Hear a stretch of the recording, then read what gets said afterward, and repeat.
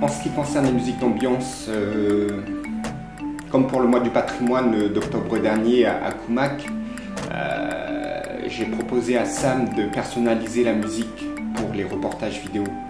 C'est quelque chose qui s'est rarement fait de ce que j'ai vu, du moins au travers de différents reportages.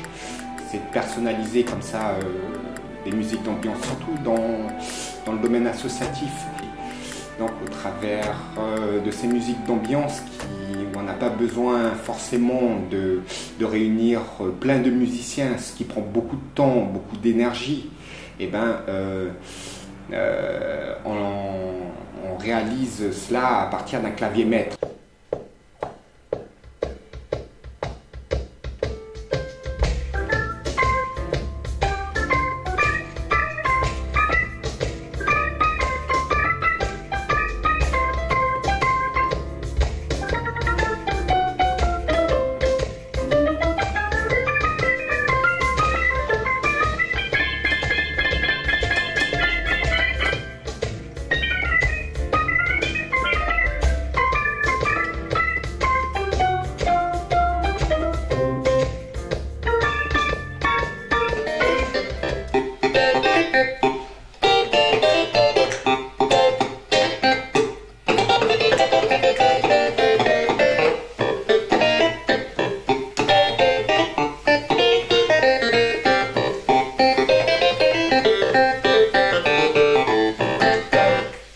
Je suis dans une formation depuis 4 ans qui se fait au Conservatoire de musique pour préparer un diplôme qui s'appelle le CMIT, un certificat territorial de musicien intervenant, qui débouche sur un travail de poste où on enseigne des instruments, on enseigne divers instruments, la batterie, le piano, la guitare, la basse, et voilà, ça ce sont les instruments les plus utilisés. Moi je suis en piano et je suis en ma dernière année du CMIT, je prépare au diplôme en fin d'année. Et à part ça, je fais un peu des travaux, j'enregistre un peu des maquettes, des trucs que j'ai appris tout seul ou avec des personnes que j'ai pu rencontrer qui travaillaient déjà dedans. Ça m'a plu et du coup j'ai pu faire un peu, commencer à toucher un peu. Moi je tends un ordinateur où on utilise ces logiciels d'enregistrement.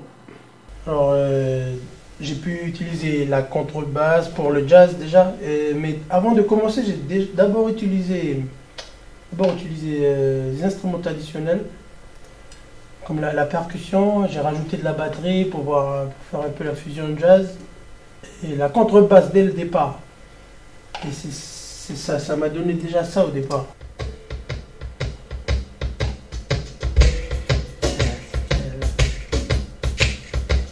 On a les percussions traditionnelles avec une basse. J'ai rajouté la basse à contrebasse qui donne un peu la partie jazz. Mais je sais pas si vous allez l'entendre, mais en tout cas voilà. Déjà comme ça sonne déjà. Alors j'ai pu rajouter les pianos ensuite juste pour m'amuser quoi.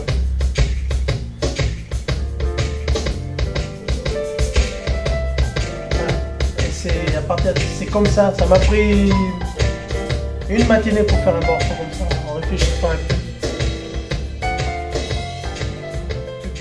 Le reportage. On s'en fout avec des paroles.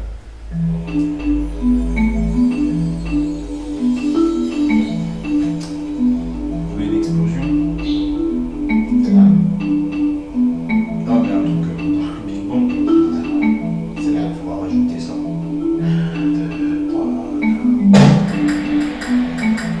Le bang c'est un peu le truc, ouais.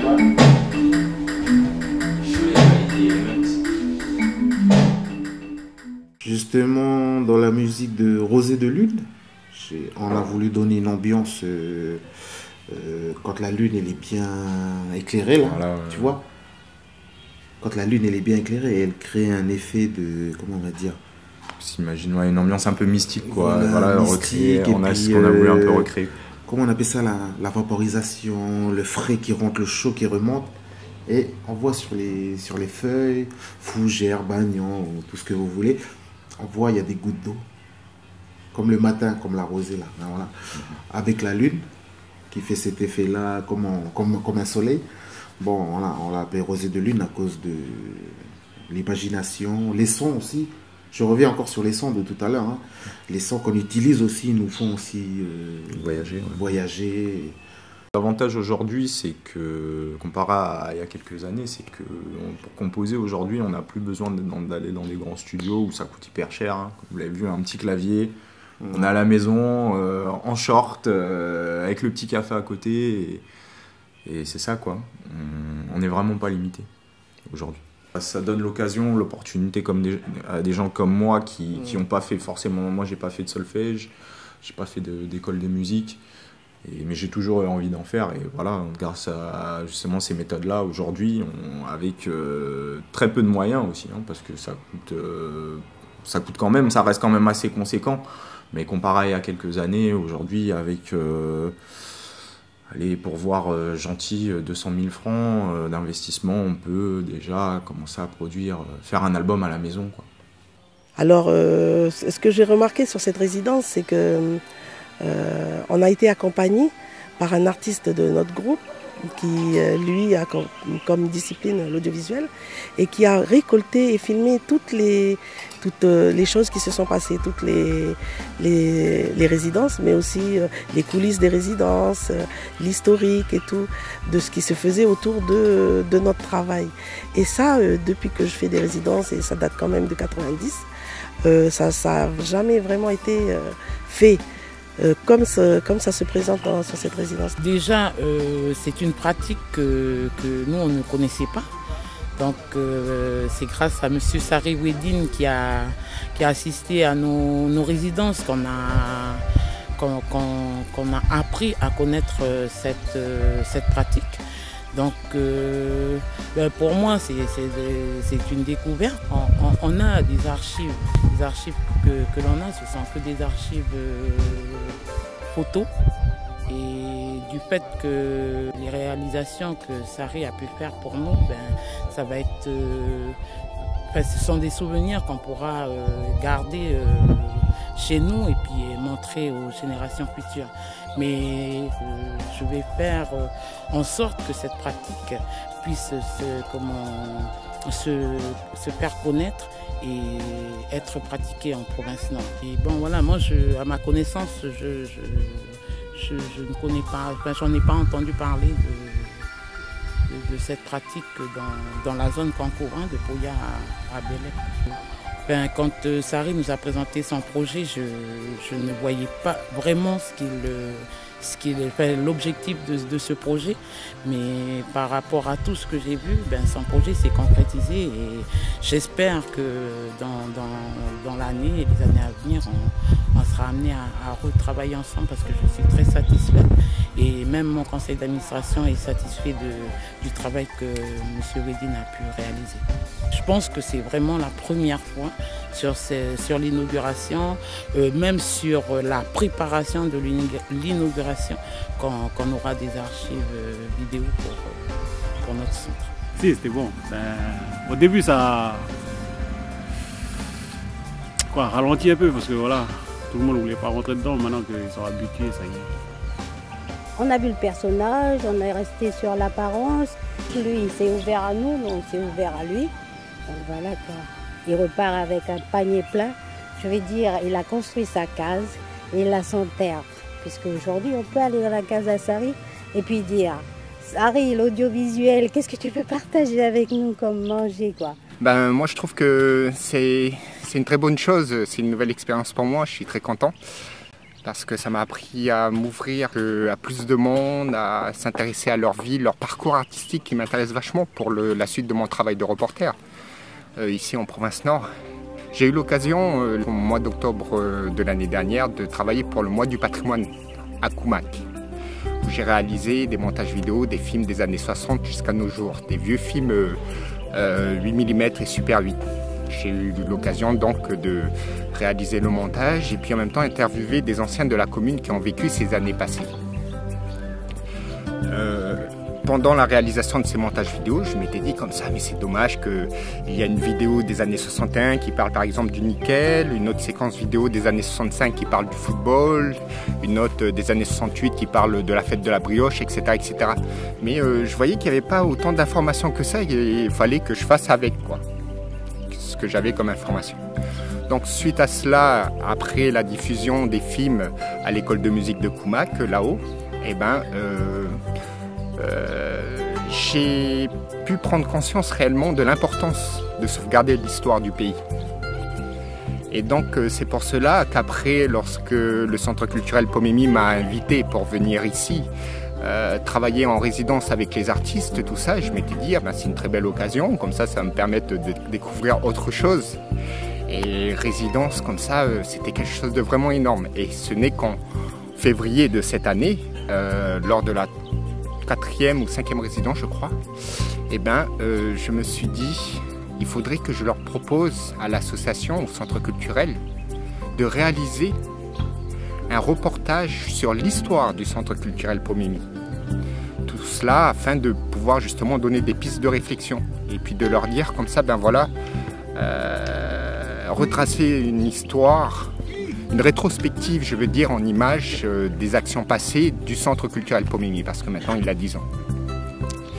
Donc j'en ai discuté avec Sam, tout ça, et Sam m'a dit comme ça, oui, ça arrive justement, nous on voulait le réaliser depuis un petit moment déjà, de faire un historique comme ça. Et justement, ça tombe bien que tu arrives avec ta caméra et puis que tu nous proposes ça en plus, donc c'est tout bénef pour nous. Et dans la foulée, bon ben voilà, c'est comme ça que j'ai commencé à enquêter, aller à gauche, à droite pour rechercher un maximum d'informations. J'ai eu quelques remarques, certes, mais dans l'ensemble, c'est resté très positif. Il faut dire aussi que ces remarques-là, elles sont très importantes pour moi parce que ça me permet à moi de pouvoir mieux les prendre en compte et puis d'améliorer considérablement en fait cette recherche. Au niveau du reportage de l'histoire du Centre culturel Pomemi en fait. Parce que ça c'est juste une piste de réflexion, la réalisation du reportage vidéo que j'ai fait sur 15 minutes. C'est que suite à cela, eh bien, ça n'a pas raté. Les gens, ils se sont posés des questions, ils ont polémiqué autour du sujet en se disant comme ça, mais il manque ça comme information, il manque ça comme information, etc. etc. C'était l'objectif aussi de ce reportage, un projet pilote en quelque sorte, pour permettre après de voir si sur du plus ou moins long terme, on peut réaliser un reportage, par exemple un film documentaire de 52 minutes. Et donc là, quelque chose de beaucoup plus conséquent, et ce qui permettra d'avoir justement une sauvegarde plus concrète de l'histoire du Centre culturel Pomemi. Donc voilà d'où est-ce que vient à l'origine cette envie pour moi de m'intéresser plus davantage en fait à l'histoire du pays en général. Donc ça vient de Koumak, du mois du patrimoine d'octobre dernier. Voilà. Moi je dirais que c'est au niveau de l'audiovisuel, c'est bon, il a bien fait son travail, quoi. Mais bon, il n'y a rien à dire, c'est au top. De considérer cette importance, puisqu'on a occupé cet espace, on occupe encore cet espace. Donc si on part sur le travail de Sari, on peut aller dire que la maison là, elle a été construite en 1879 et que ça va faire 117 ans en 2014 et qu'on a Sari qui arrive en 2014 et qui nous fait un travail énorme parce qu'il va aller chercher les témoins, il va aller chercher les témoignages, il va aller fouiller partout pour nous remonter tout ça aujourd'hui, quoi. Voilà. Alors que on a quand même eu 10 ans. Qu'est-ce qu'on a fait là pendant les 10 ans? On parle de culture orale, on parle de culture vivante.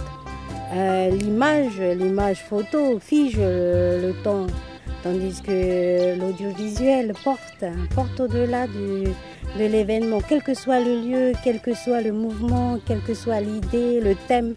Voilà quoi, l'audiovisuel, elle a pleinement sa place.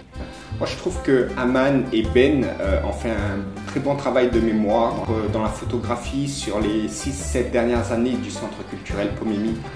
En plus mis dans des pochettes bien préservées.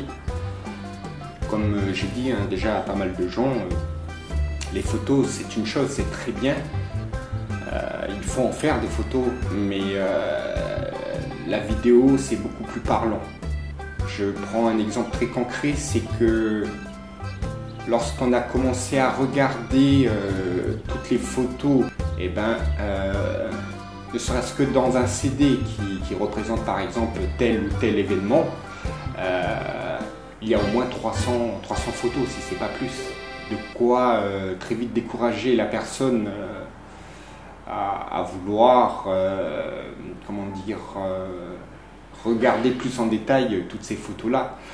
D'autant plus on sait que ces photos-là représentent tel ou tel événement, mais voilà, il n'y a pas plus d'infos que ça. Et on ne va pas aller forcément aller chercher dans les archives, les dossiers, le bilan de tel ou tel événement pour pouvoir se dire, ah, bah, tiens, effectivement, il y a eu ça, il s'est passé ça, etc. etc. Voilà. Les gens, ils vont vite se décourager. Mais par contre, au travers de l'audiovisuel, eh bien, on peut réaliser une rétrospective en images d'un événement passé. Donc c'est ça l'avantage avec l'audiovisuel, c'est que les images en mouvement, la musique d'ambiance qui est accompagnée derrière, plus les interviews, les personnes qui parlent, tout ça, donne beaucoup plus de valeur à l'événement lui-même qu'une simple photo, je dirais. Donc voilà, sur du long terme,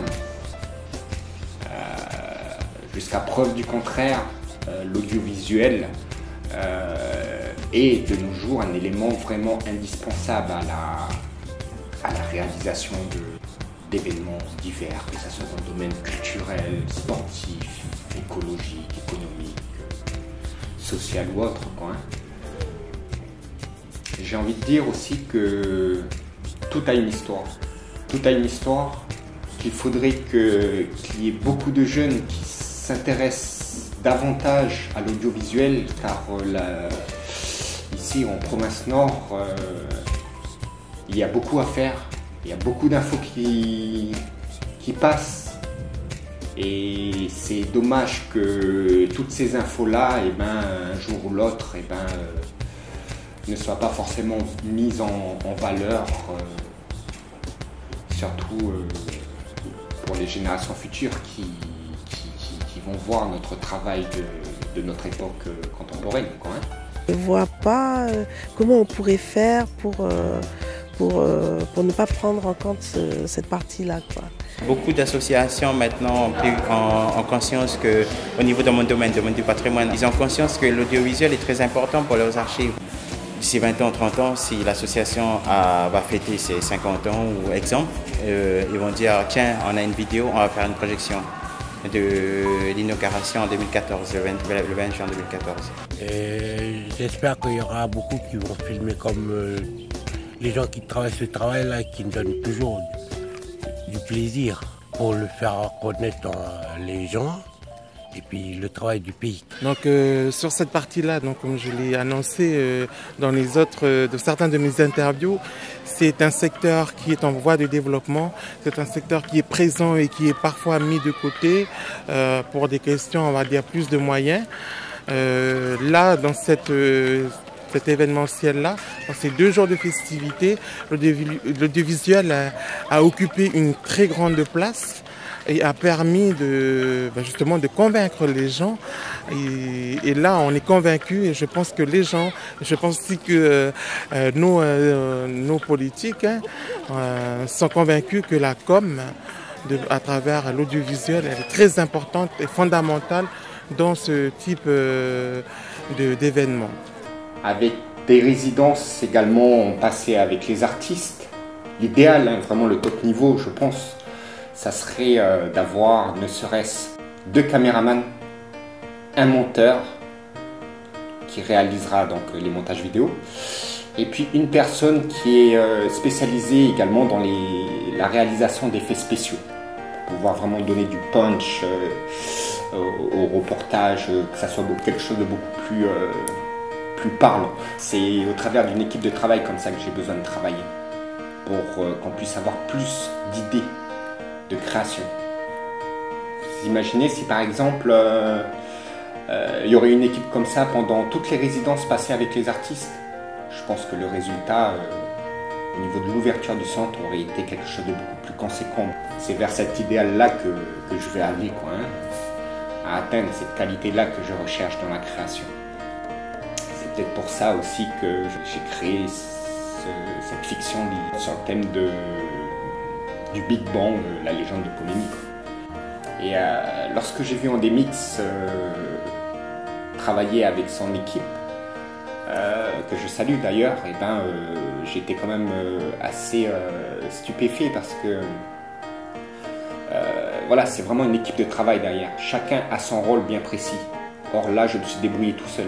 Il faut dire aussi que le centre culturel Pomimi ne s'attendait pas à ce que j'allais sortir quelque chose d'aussi conséquent. Là, c'est une première approche. On teste de nouvelles choses. Là, on vient de tester un nouveau concept au travers de l'audiovisuel. On voit que c'est très parlant, mais je sais qu'on peut faire encore beaucoup mieux que ce que j'ai déjà réalisé.